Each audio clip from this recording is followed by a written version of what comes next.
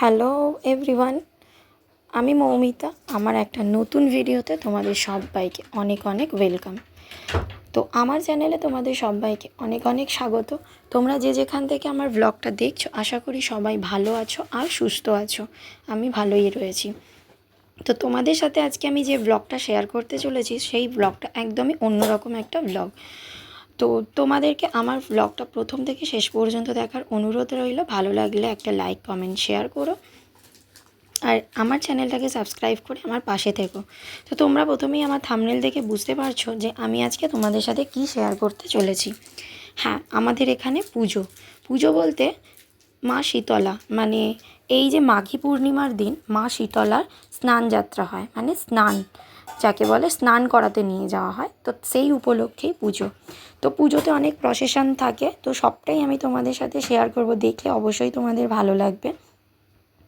আর আমি আর মেয়ে দুজনে বেরিয়েছি এই পুজোয় মায়ের স্নানযাত্রা দেখার জন্য। দেখো, তোমাদের এক এক করে এক একটা প্রসেশন যাচ্ছে, তো সেগুলো তোমরা দেখতে থাকো। আর দেখতে দেখতে আমি কিছু শেয়ার করছি তোমাদের সাথে এই মায়ের স্নানযাত্রা নিয়ে।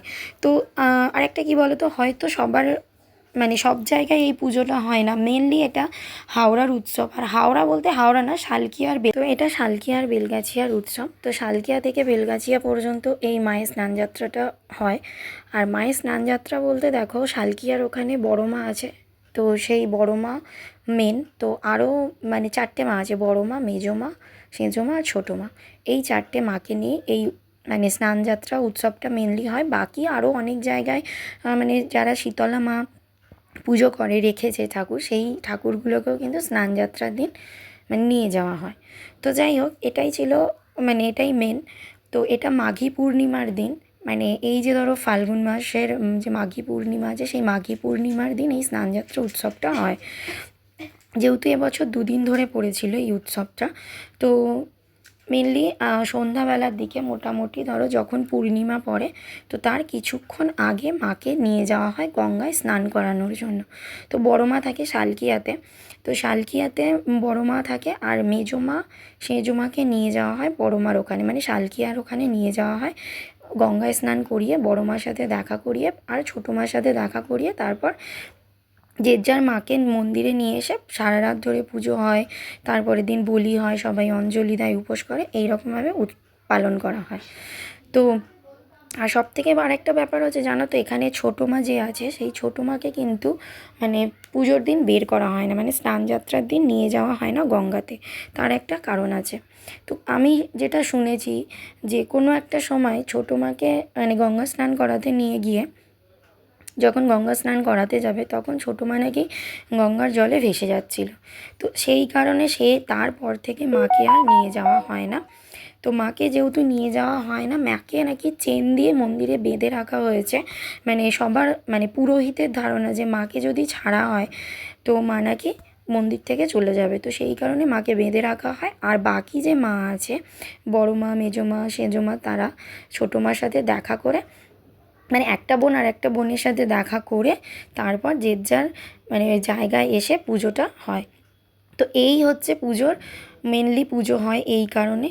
এরপর এর সাথে অনেক সবাই প্রসেশন বের করে। তো প্রসেশনগুলো দেখো, একটা একটা করে দেখিয়েছি তোমাদের, অনেক রকমের প্রসেশন হয়। তো মেনলি ঠাকুরের প্রসেশনই ম্যাক্সিমামটাই হয়। তো এইভাবে প্রসেশন যায়, তাও আমরা সবাই মিলে দেখতে আসি।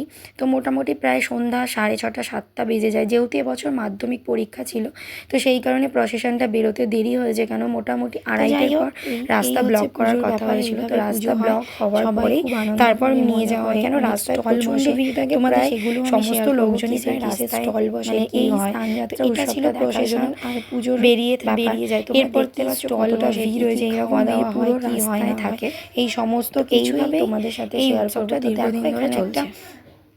হাঁস আসছে উড়ে উড়ে, দেখতে পাচ্ছ যে হাঁসটাকে বেশ সুন্দর, এটা পুরোই মানে আর্টিফিশিয়াল তৈরি করা। এখানে হাঁসটা উড়ে উড়ে আসছে, সাথে একজন মানে সারথিও রয়েছে যে উড়িয়ে নিয়ে আসছে।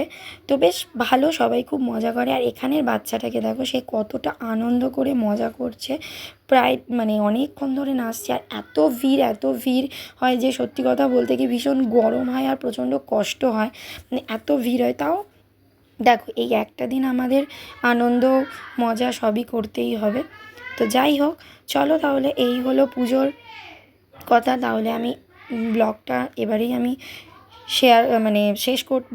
তো তোমরা দেখতে পাচ্ছ যে অনেক রকমের প্রসেশন চলতেই থাকে। তো যাই হোক, ব্লগটা আমি এখানেই শেষ করছি। দেখা হবে অন্য ব্লগ নিয়ে। সেই ব্লগটা থাকবে তোমাদের কী কী অনুষ্ঠান হয়, কী কী খাওয়া দাওয়া করানো হয়, কী কী স্টল বসে, সবাই কী রকম কী স্টল করে, সেই সমস্ত কিছুই আমি তোমাদের সাথে শেয়ার করব পরের ভিডিওতে। তো তাহলে চলো ব্লগটা এখানেই শেষ করছি। সবাই ভালো থেকো, সুস্থ থেকো, আর আমাকে একটু সাবস্ক্রাইব করে আমার পাশে থেকো। এখানে একটা দেখো নিমাই আর বিষ্ণুপ্রিয়া, তোমাদের বললাম আমি যে মেনলি এখানে ঠাকুরের উপরেই বেস করে সমস্ত প্রসেশনগুলো হয়। তো যাই হোক, চলো শেষ করি তাহলে ব্লগটা।